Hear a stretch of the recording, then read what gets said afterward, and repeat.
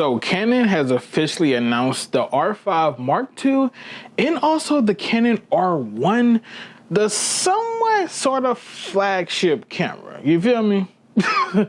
Both videos are going to be going live at the same exact time, so make sure you guys go ahead and watch both videos today. I will go ahead and put the R1 video up here at the very tip of the top.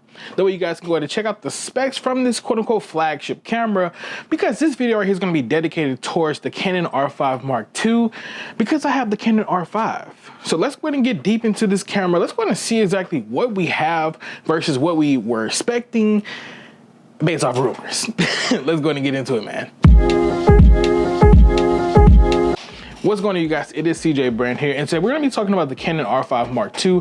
Today is July the 17th. As promised, you know, Canon, they went ahead and dropped that announcement. We got the price point of it, and we also got the specific specs that are also going to be listed inside this Canon R5 Mark II. Now, the biggest question we're going to, you know, try to answer today, hopefully, and hopefully you guys can help me out too, is the Canon R5 Mark II, for one, worth the upgrade from the R5? But more importantly, does the R5 Mark II have better features in it than the quote-unquote flagship R1 camera? That's going to be the question. Let's go and get into it today. So one of the biggest rumors that did come out is that the Canon R5, you know, was supposed to be having this new body feature just to help out with like venting pretty much and cooling. We do have that. So obviously the Canon R5 Mark II body, it will be a little bit different from the R5.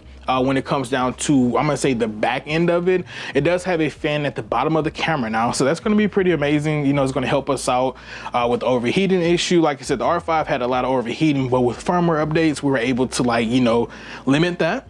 So now with them adding a venting system to the back, you know, to the bottom of it, that's pretty cool. The only downside to it is that it doesn't have a fan actually built into it. It just vents, basically. So it is what it is. But they did drop a I'm gonna say like a battery grip. The battery grip that it comes with that you can buy, it doesn't have any buttons on it. It's really just a battery grip fan, pretty much. That one has the vents and the fan built inside of it, and there's no buttons on it at all, so you can't do anything, you know, far as shooting wise. That's pretty cool, I guess. Now, going to the front end of this R5 Mark II, obviously we get the new badge on the R5, you know, Mark II logo, but we do get this new LED light up front, which is also known as a tally light. That tally light is going to help us, you know, recognize if we are recording, because as of right now, my R5, I just see like you know, I gotta keep looking over here to see like, hey, dang, are we live? You know, it's going to help out, you know, for future content creators that don't want to have this screen out. Maybe they just want to have something else. I don't know what the heck you're going to use it for. I'm going to say it looked pretty cool. You feel me? So now the next design update that they did do on the top screen, you know, on the top of the camera, I'm gonna say they did officially go ahead and give us the new look. I'm gonna get my R8 real quick just because it's kind of similar. So on the R8 and pretty much on the R6 Mark II, we have this button right here. This right here is gonna be, you know, the separated for like video and photos. We do now get that option on our R5 Mark II, and then therefore, you know, the on and off button will be on the opposite side. So that's pretty cool as well. Other than that, everything pretty much at the top of the camera to me looks the same. It's just a much more sleeker design just because it's 2024 and this is going to be like one of the doper cameras, you know, leading us into 2025, man. So that's pretty much everything they did do when it comes down to body upgrades. Obviously, like I said, the camera is going to be a little bit bigger. We got the new vents, we got a tally light, then we also got the, you know, the upgraded buttons that we have on the R6 Mark II and R8. That's that with the body. Moving on to a couple other things as well. One of the other rumors were obviously, you know, when we do get new cameras, or I guess new big, I'm gonna say flagship cameras, I don't care what they say, new flagship cameras for that line, that specific lineup, we also get like new batteries. So this right here is gonna come with a brand new battery. It's gonna be the same exact size and model, basically. It just has an extra letter on there. So it's going to be the LPE6P battery, and pretty much what that does is just gives it more power. So I'm hoping that that means that we're going to get a little bit more battery life when we are officially using the R5 Mark II, because me personally, these batteries in this camera suck. But I think it sucks just because it's a powerful camera and it overheats. I think that's the problem, but I ain't mad at it for real. Now, the next thing I do want to mention as well, we do also get a brand new electronic viewfinder. And I ain't gonna lie to you, when I seen this viewfinder on the R5 Mark II and also the R1, I was like, dang, I would upgrade my camera just for the electronic viewfinder. I'm a guy that loves tech, and that camera looks so freaking good with them viewfinders. So the new viewfinder that we are gonna get on this R5 Mark II, it's now gonna have a $5.7 million dot EVF. Then on the bright side as well, there's going to be no blackout as well. I don't know if anybody really has issues with it on the R5, but I know on my R8 I had issues with it. On my R I had issues with it. You know, you'll do some stupid stuff and it'll just get blacked out. But they also have a new feature in here as well that I'm not personally aware of, but I think the R3 may have had it, which is an anti-fog option as well. So I guess that somebody was outside shooting and made a complaint like, hey bro, my stuff is fogging up, fix it please, thank you very much. And now we have it. Also inside this EVF as well, they're also going to be adding on the eye tracking feature as well. I'm sorry, not the eye tracking. What is it? The eye control feature. So what that means pretty much, if you're outside shooting, you know how you got your little thing right there with this big old EVF, and it's also on the R3 as well, but some people said it was trash. They're going to be putting the new eye control feature version 2 inside the R5 and also the R1. So therefore, you know, if you just going to be outside shooting, you can now go ahead and look at who you want to shoot, basically, you know, who you want to be in that frame, you know, control it with your eye, whereas, you know, now we still have to, you know, use our fingers to, you know, track who we want to track and, you know, the funny business like that. So that's going to be interesting to see all these new high-tech upgrades that are be coming into these new cameras. I'm really happy for them.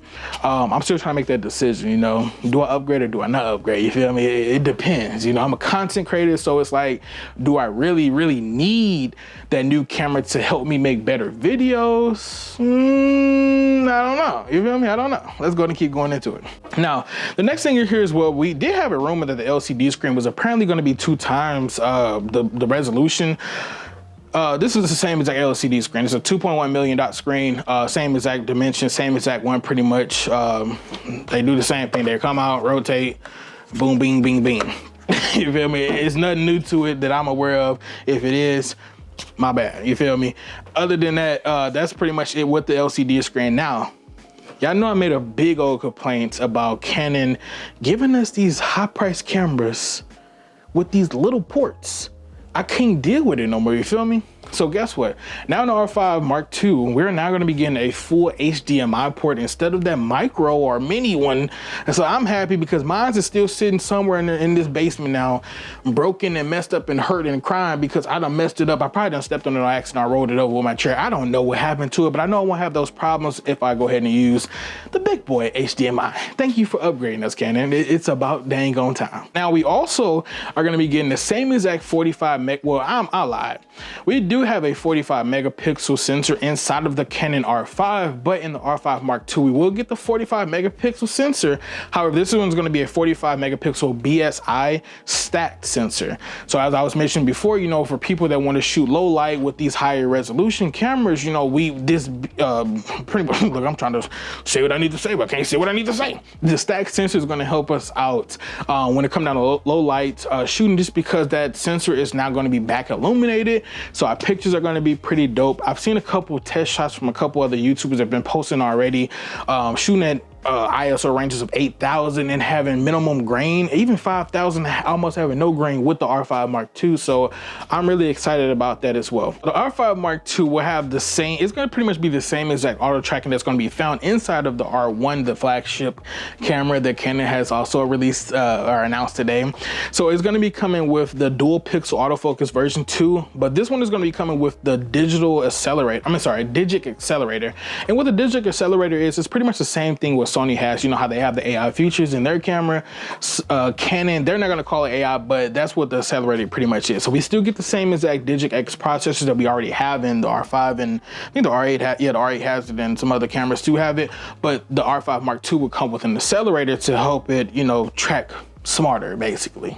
Now, like I said, it's going to get the same exact autofocus as the R1, but the R1 has something totally different, which is called cross type. I got to do a little bit more digging on that because Canon, as of right now on BH Photos, they have it listed as that the R5 is going to be getting the cross type, and then also the R1 is getting cross type. But reports are coming out that the R5 doesn't have it, or the R5 Mark II doesn't have it, but I don't know, you know, I'm kind of confused at this point in time, but you know, it is what it is. Now moving on as well, we also did say that, you know, we thought this camera right here was going to come down with the CF Express B cards types only, but they're going to be doing the same exact thing. We'll do the CF Express B type card and also the SD card as well. So, you know, for those people that were nervous, you ain't got nothing to be nervous about. Y'all can go ahead and keep buying the little cheap little cards. You feel me? I'm gonna keep buying them too. I ain't gonna lie to you. I'm gonna do what I gotta do. Now let's go ahead and get into the video settings in regards to this R5 Mark II, because there's really not There's a lot, but there's not a lot at the same exact time. Like I said, I'm a content creator, so all my videos pretty much are easy. I'm video first, where, you know, where photos come a little bit later, you know. I don't do a lot of photography, I'm gonna say. And if I do any photography, it's like very minimum work when it comes down to for my channel. Now, when I do my client work for photography, I'm mainly doing studio work, portrait photography outside, you know, just like doing small stuff for people. I don't do sports events. I don't do all that crazy stuff. You feel me? So I don't need too much in it. So the good thing about the video settings on here, let's say this. Let's imagine, this is okay, I was writing this down. Let's imagine the Canon R5 and also the Canon R5C pretty much had an affair. They cheating on each other just because, you know, and the R5 had a baby. Boom. We got the R5 Mark II. So what that means is basically, I probably used the wrong dang on definition. I should have said they had another baby together. It's crazy. But anyway, so basically what we're gonna now see inside of this R5 Mark II is that the cinema menus are now gonna be coming over to the R5 Mark II. So therefore we'll get a couple other great features when it comes down to like shooting like in 2K mode. We still got the same 4K modes. Everything that's inside the R5 is obviously coming over to the Mark, you know, the Mark II. They're just gonna add just a little bit of things such as like the cinema portions from the R5C to this, you know, R5 Mark II. So I mean, it's really not too much, but it's enough to make it a new camera and highlight video functions. You feel me? Like I guess I don't know. You feel, I guess. Now keeping it to the fact about videos as well, officially the 29.59 minute mark is officially done. We don't have to worry about it anymore. I was really hoping, you know, it was once upon a time we were all really hoping that the R5 was going to get a firmware that was going to get rid of the 30-minute time limit. They said screw us, dropped some other cameras with no limits, gave us an hour limit mark. I'm just like, bro, it makes no sense. Just go ahead, y'all can still do it, man. Like help us out. You feel me? Like, we shouldn't have to buy a whole nother camera just to lose that 30-minute mark. Go ahead and give me a firmware update, remove my 30-minute mark, and tell me that you appreciate me. You feel me? Like, come on now. But if you are somebody that buys R5 Mark II, you don't got to worry about that 30-minute mark. As of right now, I don't think there is a exact limit on it. I know my R8 has a 1 to 2 hour limit, but I think the R5 Mark II shouldn't have a limit at all. It wouldn't make no sense at all. Now moving over to the next feature as well, still sticking in the same exact category of videos, we can now go ahead and shoot up to 2K. Now the 2K is also going to be upscaled, I believe, from 4K, so that's going to be pretty dope as well. But the 2K can also be shot up to 240 frames per second. So if you're somebody that wants to get ultra slow motion, you can now do that in this camera as well. But if you're somebody that just want to use, you know, 120 frames per second, you can do that. The good thing about it is, in the the bad thing I'm gonna say in the R5 is when you do 4K 120 frames per second, you wasn't gonna get no sound. But then on top of that, there also was baking our footage for some odd reason. Like once we got it, it was like, I think 30 frames a second or some crap like that. And it was just terrible. I ain't gonna lie to you. Now in the R5 Mark II, it's not going to be, you know, I'm going to say compressed or baked in 30 frames per second no more. You're going to get the straight up raw file of 4K 120. But this time you also have the option of adding on the audio as well. So, you know, if you want to do some weird stuff with the audio while you have 4K 120, do you? I personally would never understand it until I actually stepped to the next level of my film life, I guess, to figure out why the heck those people want audio for slow-mo, because like you can't use it. I don't know. Somebody tell me something real quick. You feel me? I don't know. But that's pretty much it when it comes down to video functions in this R5 Mark II. And like I said, the biggest question is, do you really upgrade? Because I mean, if we're talking about like from a videographer standpoint, yes, we do get new functions when it comes down to shooting videos. We can now shoot in, you know, C-Log 2. We got a couple other functions as well we can shoot in. Like I said, they pretty much put everything that you can imagine that's in the R5C is now officially in the R5 Mark II. That's why I was saying they just had an affair, I guess, with the, what's it, the C700 or some crap. Canon done did some crazy work. If you're looking for a cinema camera, you don't need the R5C no more. You can buy the R5 Mark II because it's the same thing pretty much. You got the same menu system. The menu system also has like a small upgrade as well. So I mean, it's cool, man. It's really cool. But like I said, if you are an R5 user right now, do you really think that it would be worth jumping from the R5 to the R5 Mark II? Or if you're somebody that, you know, doesn't have an R5 at all, but you've been looking for one, would you buy the R5 knowing that the prices is going to be super low? Or would you just buy the R5 Mark II? You tell me.